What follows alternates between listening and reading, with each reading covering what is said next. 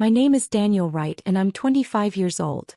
What I'm about to tell you isn't a fairy tale about family reconciliation or the power of forgiveness. This is about the moment my mother sat in an auditorium with 3,000 people and watched me honor the man who raised me while her hands shook with the realization of everything she'd destroyed. This is about the day my parents learned that blind favoritism has permanent consequences. Before I tell you about that graduation ceremony, when Uncle Robert stood during my speech and my mother's composure shattered in front of everyone, I need to take you back to where it all started. Back to the driveway on Oakmont Street, where my twin brother stood next to our father's destroyed BMW and pointed at me with tears in his eyes, delivering the lie that would split our family forever. Being a twin sounds romantic until you live it. Especially when you're the one who lives in the shadow. My twin brother Ethan and I were born 11 minutes apart. Him first, me second. Those 11 minutes might as well have been 11 years for how differently our parents treated us. From the moment we could walk and talk, Ethan was the golden child. The charming one. The athletic one. The one who could do no wrong. I was the quiet one. The bookish one. The one who preferred science projects to soccer games. Not bad, just different. And in my parents' eyes, different meant lesser. Why can't you be more like your brother? My mother Jennifer asked me constantly. Ethan makes friends so easily. Ethan is so confident. Why do you have to be so awkward? My father Thomas was worse. He coached Ethan's baseball team, attended every game, bragged about every achievement. When I won the regional science fair 2 years in a row, Dad's response was, "That's nice. Did you see Ethan hit 2 home runs yesterday?" The pattern was consistent.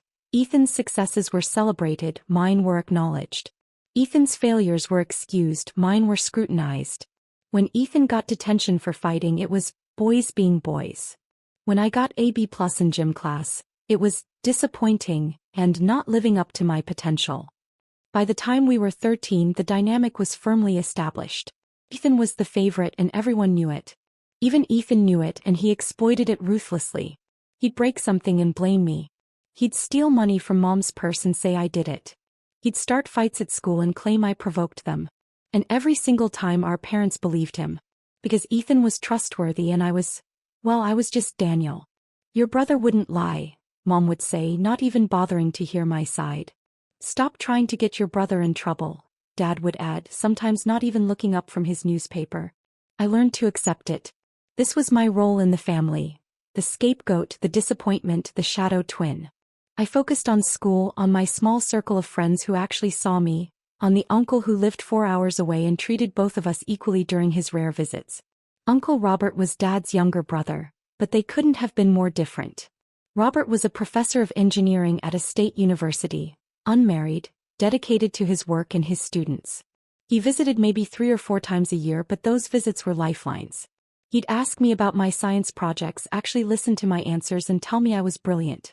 Don't let anyone tell you that brains are less valuable than brawn, he told me once when I was 11, after Dad had dismissed another of my academic achievements to praise Ethan's latest sports trophy. The world runs on people who think, not people who throw balls. Remember that. I did remember.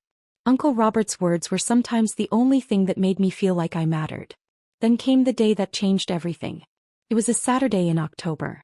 I was in my room working on a chemistry assignment when I heard the crash. Not a small crash. A violent, metal-crunching, glass-shattering crash that made the house shake. I ran to the window and saw Dad's BMW. His pride and joy, the car he washed every Sunday and wouldn't let anyone touch, smashed into the oak tree in our front yard. The entire front end was crumpled. Steam poured from under the hood. Ethan climbed out of the driver's seat looking dazed. He saw me at the window and our eyes met. For just a second I saw panic in his face. Then Mom and Dad burst out of the house. What happened?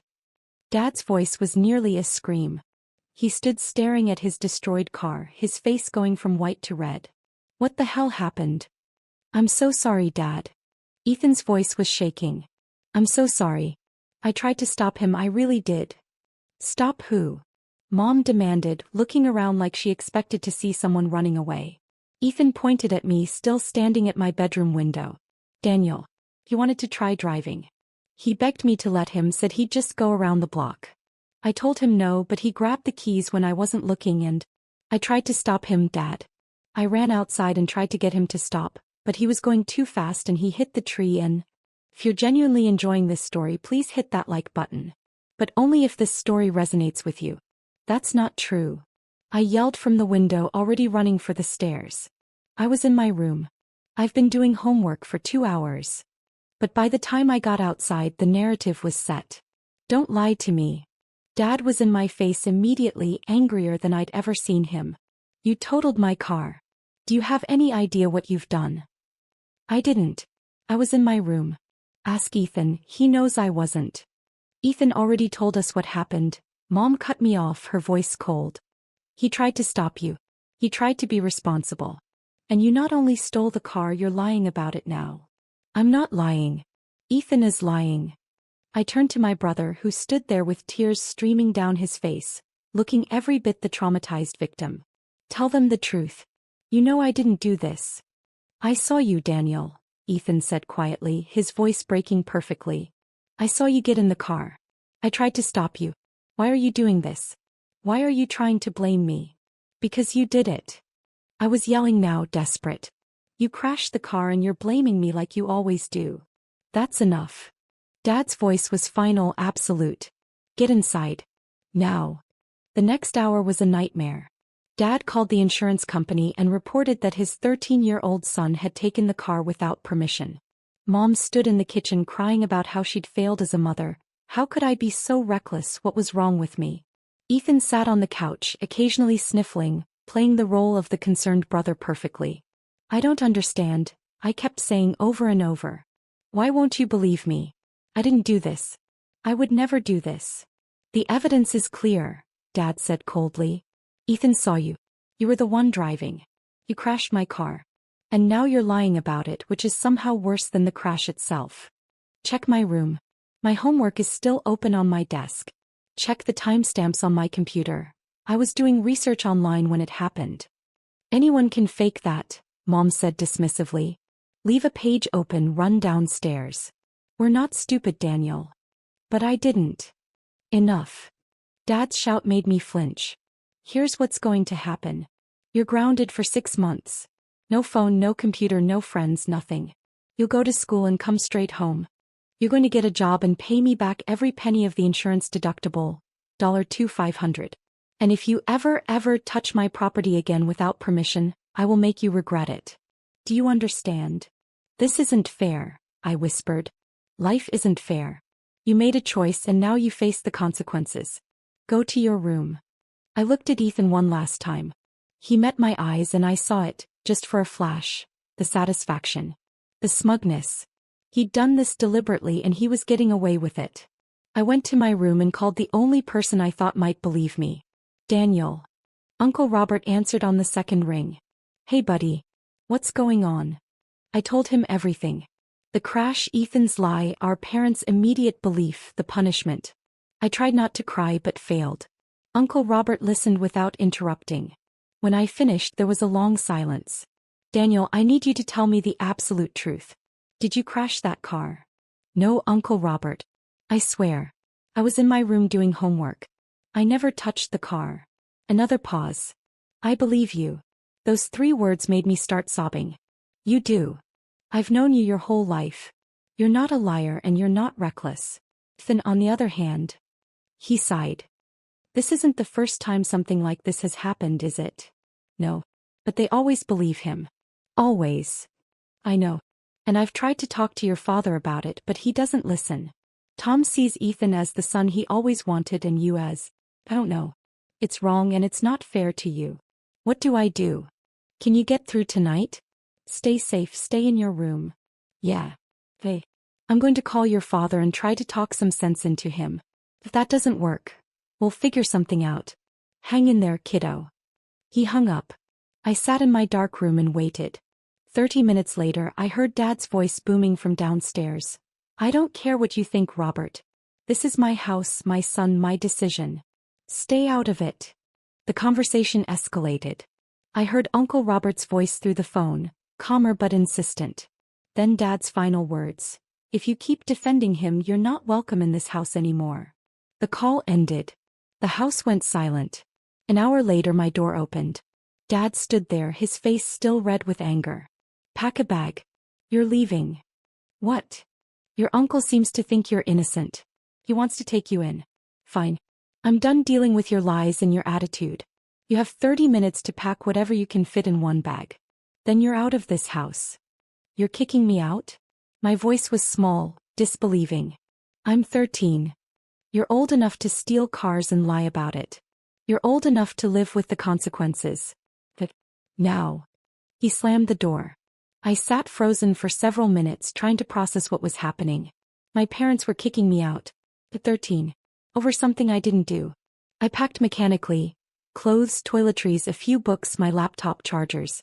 I left behind trophies, photos, everything that said this had been my home. Because apparently it wasn't anymore. When I came downstairs with my bag, Mom was in the kitchen crying. Ethan was on the couch, not looking at me. Mom. I tried one last time. Please. Please believe me. I didn't do this. She wouldn't look at me. Robert is on his way. He'll be here in 4 hours. Wait on the porch. You're really doing this? Get out, Daniel. Dad's voice was flat, emotionless. We believe your brother.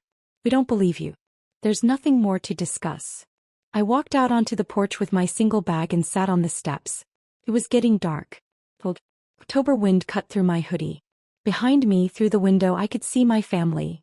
Dad sitting in his chair, Mom bringing him coffee, Ethan turning on the TV. They looked normal. Complete. Like nothing had happened. Like I'd never existed. I sat on those steps for 4 hours watching cars pass, wondering how my life had fallen apart so completely in a single day. Finally, headlights turned into our driveway. Uncle Robert's truck pulled up and he got out, his face tight with controlled anger. Daniel. He walked up and pulled me into a hug. I'm so sorry. I'm so sorry. You drove 4 hours, I said into his shoulder. Of course I did. You're my nephew. You called for help. Let's get you out of here. He grabbed my bag, guided me to the truck, and we drove away. I looked back once and saw Dad standing in the doorway, arms crossed, watching us leave. He didn't wave. Neither did I. Uncle Robert lived in a small college town 4 hours away. His house was modest, a 2-bedroom craftsman near campus, but it felt warmer than my parents' house ever had. You'll take the guest room, he said when we arrived near midnight. Tomorrow we'll figure out school, getting your records transferred, all that administrative stuff.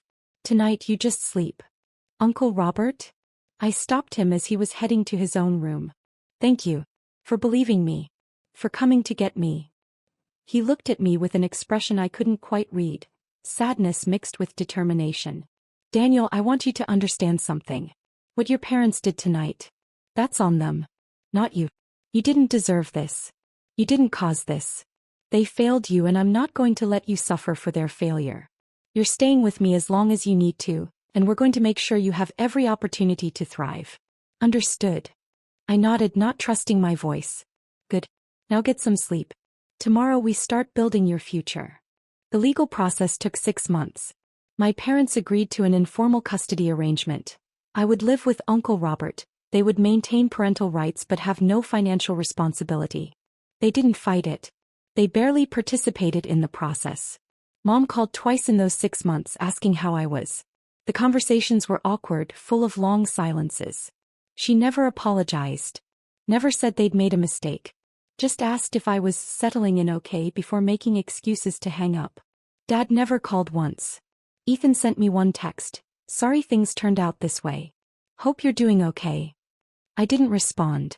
There was nothing to say to someone who'd destroyed my life and felt no remorse. Uncle Robert, meanwhile, transformed my world. He enrolled me in the local middle school, met with counselors to ensure I was in advanced classes, and made sure I had everything I needed. He helped with homework, took me to science museums and lectures, encouraged my interest in engineering and technology. You're brilliant, he told me one evening when I was struggling with a particularly difficult physics problem. You have a mind for complex systems. Don't waste that gift. Drop a comment and let me know where you're watching from. Your support means the world. Under his guidance, I flourished. Without the constant comparisons to Ethan, without the pressure of being the disappointing twin, I could finally be myself. My grades shot up to straight A's. I joined the robotics club and the math team. I made friends who valued intelligence and curiosity. By high school, I was taking college-level courses. Uncle Robert taught me programming, introduced me to engineering concepts, pushed me to think bigger. MIT, he said when I was 15 and we were discussing colleges.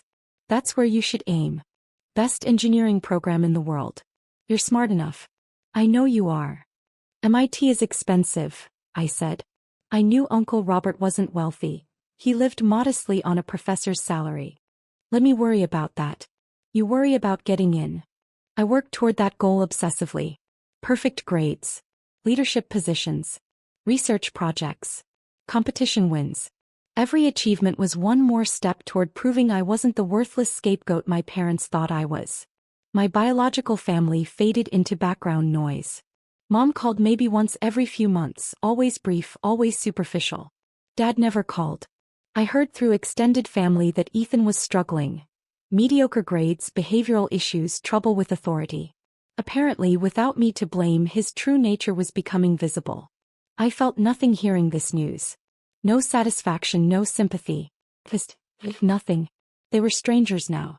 When my MIT acceptance letter arrived, with a full-ride scholarship, Uncle Robert cried. Actually cried. I knew you could do it, he said, hugging me tight. I'm so proud of you, Daniel. So incredibly proud. I couldn't have done it without you, I told him honestly. You saved my life. No, he said firmly. I just gave you the space to save yourself. This is all you, kiddo. All you. MIT was intense, challenging, and exactly where I belonged. I thrived in the competitive academic environment, surrounded by other brilliant minds who valued innovation and problem-solving. I majored in computer science and electrical engineering, maintained a 3.9 GPA, and was recruited into a prestigious research lab my sophomore year. Uncle Robert visited whenever he could, always proud, always supportive. He called every Sunday without fail. When I struggled with imposter syndrome, feeling like I didn't belong among all these geniuses, he talked me through it. You earned your place there, he reminded me. You're not a charity case. You're one of the best students in the world. Act like it. During my junior year, I published my first academic paper on machine learning applications in robotics. It was accepted at a major conference. Uncle Robert flew out for my presentation. Your parents would be proud if they had any sense, he told me after my talk. I don't care what they think, I said. And I meant it. By the time I graduated with my bachelor's degree, I'd been accepted into MIT's PhD program with full funding.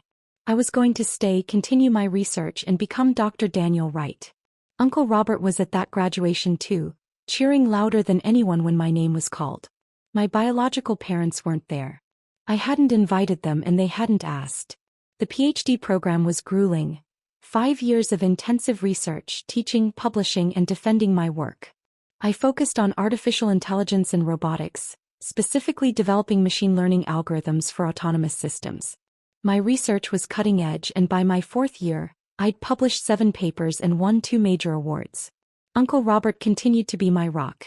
When I wanted to quit during a particularly brutal research setback, he drove 4 hours to take me to dinner and remind me why I'd started.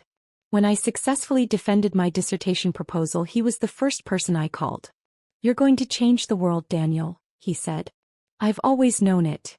As my dissertation defense approached, I began planning the final step. My PhD graduation. It would be a major event. MIT's commencement is attended by thousands, with distinguished speakers and significant media coverage. As the recipient of 2 major research awards, I'd been selected to give a student address during the doctoral hooding ceremony. I would speak in front of 3,000 people, including faculty, fellow graduates, and families. I sent Uncle Robert his invitation immediately. You're sitting front row. Non-negotiable. This degree belongs to both of us. Then I received an email from an address I hadn't seen in 12 years. Jennifer.wright.524@gmail.com.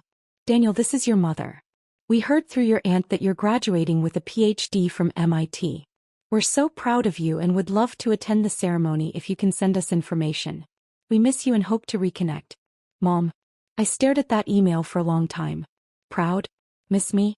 They'd kicked me out at 13 and barely spoken to me since. Now that I had an MIT PhD, suddenly they wanted to reconnect? I showed Uncle Robert. What should I do? He was quiet for a moment. What do you want to do? Part of me wants to ignore them. Part of me wants them there so they can see exactly what they threw away. Then let them come. But Daniel, don't let their presence steal your joy. This is your day. Your achievement. You've earned this and you deserve to celebrate it fully. I replied to the email. 2 tickets will be at will call under your names. The ceremony is at 2 p.m. on May 15th. See you there. Mom responded immediately with thanks and how much they were looking forward to it. No apology.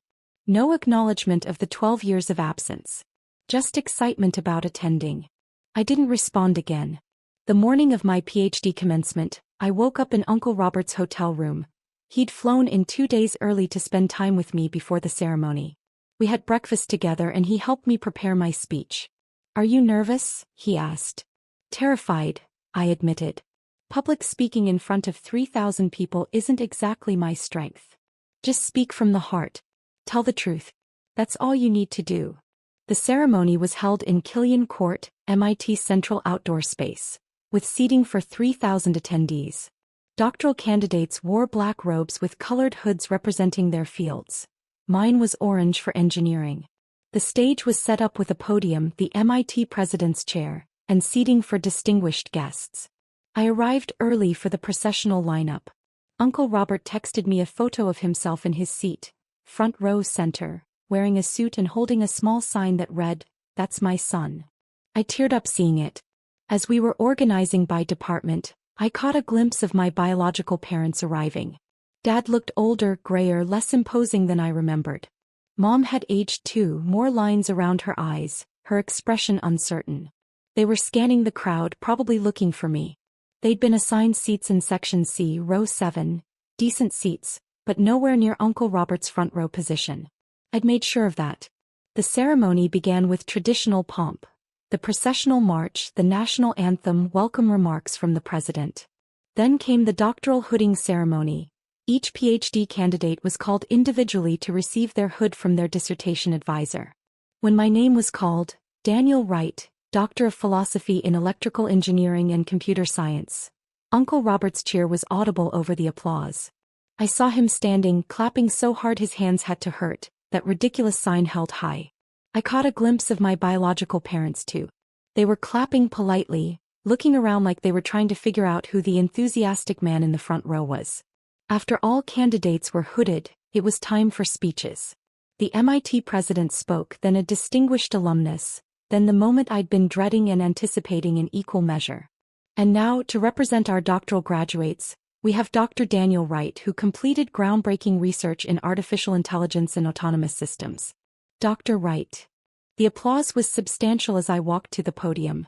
3,000 people looked at me, including the 2 who'd abandoned me and the one who'd saved me. I adjusted the microphone and began. President Reif, distinguished guests, faculty, families, and most importantly my fellow graduates, thank you for this honor.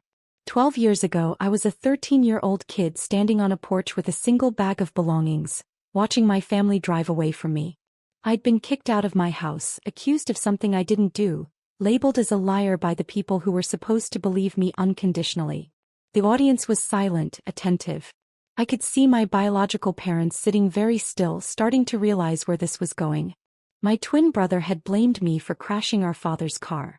It was a lie. I was in my room doing homework when it happened, but my parents believed him immediately. They didn't investigate. They didn't question. They didn't consider that maybe, just maybe, the son they favored had made a mistake and was covering it up. They chose sides and I lost. I paused, looking directly at Uncle Robert, who was watching me with tears already streaming down his face. But I wasn't alone on that porch for long. Because my uncle, Professor Robert Wright, drove 4 hours in the middle of the night to get me. He didn't hesitate. He didn't question my story. He just said, "I believe you," and took me home. And for the next 12 years he gave me something my biological parents never did: unconditional support.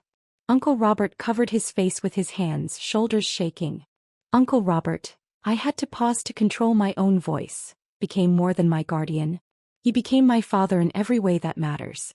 He encouraged my curiosity, challenged my thinking, and believed in me when I didn't believe in myself. When I said I wanted to go to MIT, he said, "Then that's where you'll go." When I struggled with imposter syndrome, he reminded me I'd earned my place. When I wanted to quit during difficult research phases, he drove 4 hours to buy me dinner and talk me through it. The audience was completely silent now. Some people were openly crying. Every achievement I celebrate today, every paper published, every award won, every problem solved, exists because one man saw a scared 13-year-old on a porch and said, "You're coming home with me." Because one man chose love over convenience, responsibility over easy dismissal, and dedication over biology. I looked at Uncle Robert directly. "Would you please stand?" He stood, wiping his eyes, looking overwhelmed. "This is Professor Robert Wright, my uncle by blood but my father by choice. He's a professor of engineering, a mentor to hundreds of students, and the single most important person in my life. He taught me that family isn't about who shares your DNA. It's about who shows up, who believes in you, who fights for you when the world or even your own parents turns against you." Uncle Robert was crying openly now, not bothering to hide it. Around him, people were applauding. "Dad," I used the word deliberately, loudly, clearly, "this degree is as much yours as mine. You funded my education, supported my dreams, and gave me the foundation to succeed. You didn't have to do any of that. You chose to. And that choice changed my life." The applause was building. I glanced at my biological parents. Mom's hands were trembling visibly, pressed against her chest. She was pale, staring at Uncle Robert with an expression of dawning horror. Dad had gone rigid, his jaw clenched, refusing to look at anyone. Around them, people had clearly figured out who they were. The whispers had started. The looks. "To my biological parents," I said it calmly, matter-of-factly, "who are here today, thank you for teaching me what not to be. Thank you for showing me that titles don't make family. Thank you for giving up on me so that I could find someone who never would." Mom made a small sound, almost a gasp. Her hands were shaking so badly now that people near her were noticing, glancing at her, putting together the story. And to every person listening who's been abandoned, scapegoated, or told they're not worth believing, you are. Your worth isn't determined by people too blind to see it. Find your Professor Right. Find the person who will drive 4 hours in the middle of the night because you need them. And then build the life you deserve, because that's the best response to the people who underestimated you. I finished my speech with the traditional remarks about our responsibilities as PhDs, about advancing knowledge and serving society. But everyone knew the real message had already been delivered. When I returned to my seat, the applause was thunderous. Colleagues hugged me. Faculty members nodded with approval. And Uncle Robert, Dad, sat in the front row with his head in his hands, overcome with emotion. The ceremony continued, but I barely registered it. All I could think about was the look on my biological mother's face when I called Uncle Robert, Dad. The way her hands trembled like she'd been physically struck. The way my biological father sat frozen, unable to process what he'd just witnessed. They'd come hoping to reconnect with their successful son. Instead, they'd been publicly identified as the parents who'd abandoned a child over a lie and lost him to someone better. After the ceremony, there was a reception in the nearby tent. I was immediately surrounded by well-wishers, faculty, fellow graduates, MIT administrators. Through the crowd, I saw Uncle Robert pushing his way toward me. When he reached me, we both broke down. We held each other in that crowded tent and cried, not caring who saw. "I meant every word," I told him. "You're my dad. You've always been my dad. And you're my son," he said, voice breaking. "My son. I'm so proud of you. So incredibly proud." We were interrupted by a dean who wanted photos, then by journalists covering the ceremony. Through it all, Uncle Robert stayed by my side. I saw my biological parents once standing at the edge of the tent, looking lost. Mom's hands were still trembling. She kept clasping and unclasping them, trying to control the shaking. Dad looked smaller somehow, diminished. They didn't approach. After about 15 minutes, they left. I received their first message that night, an email from Mom. "Daniel, we didn't realize. We didn't know Robert had become so important to you. We thought you'd come back eventually. We thought when you graduated and became successful, we'd all reunite and it would be like nothing happened. We were wrong. So terribly wrong.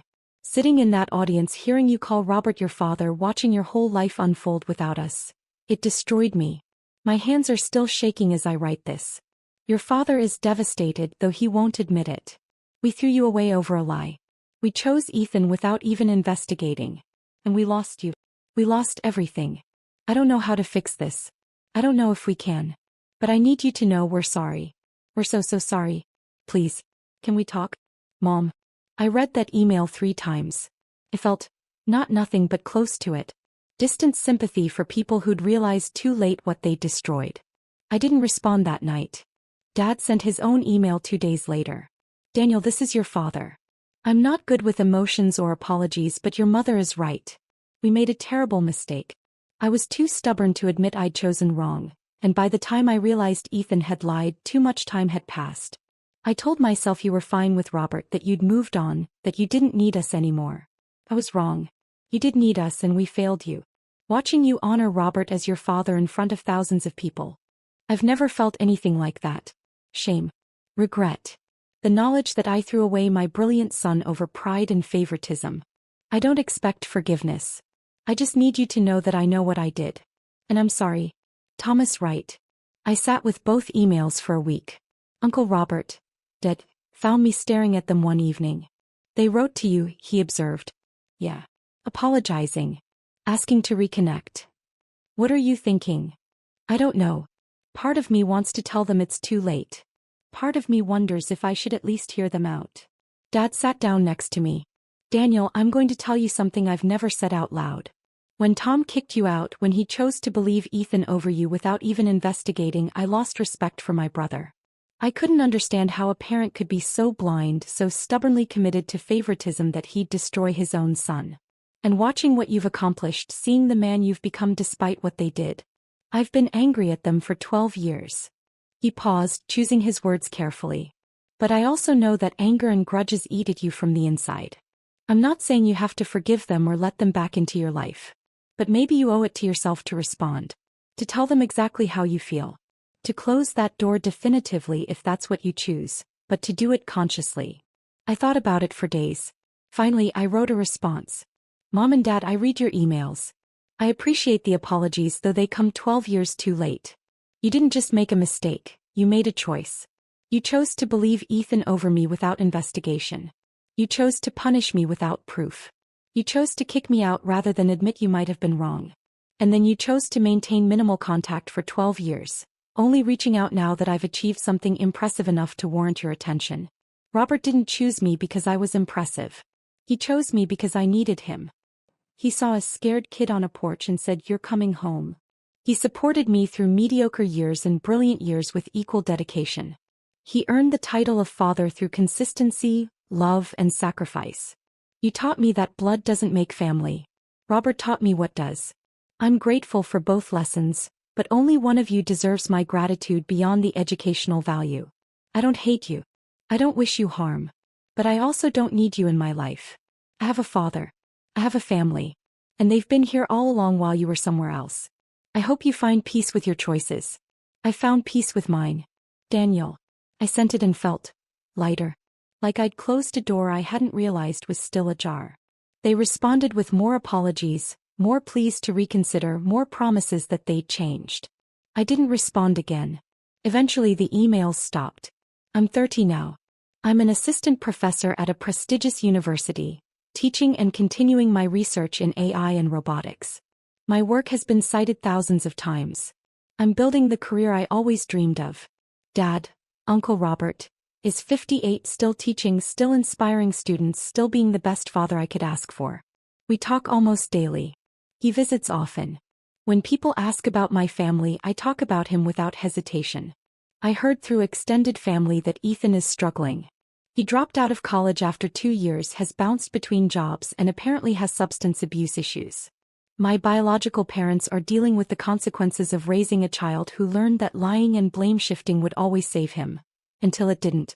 I feel distant sympathy for them, but nothing more. They made their choices. I made mine.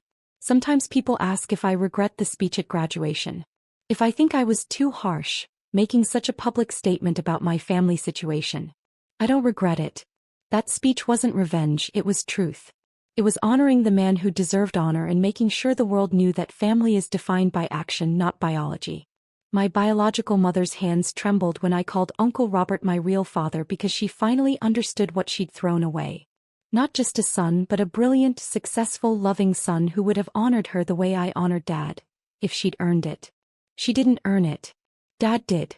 If you're reading this and you've been scapegoated, blamed for things you didn't do, or treated as lesser than a favored sibling, please hear me. Their blindness doesn't define your worth. Their inability to see your value doesn't diminish it. Find your Professor Right. Find the person who will believe you, support you, and fight for you. Build your life with their help. And then thrive so completely that the people who underestimated you are forced to watch from the sidelines. I'm living proof it's possible. And to Dad, Professor Robert Wright, thank you. For that 4-hour drive in the middle of the night. For every Sunday phone call. For every word of encouragement. For showing me what a real father looks like. You didn't just save me from a bad situation. You saved me from becoming someone bitter and broken. Everything I am, I owe to you. I love you, Dad. Always.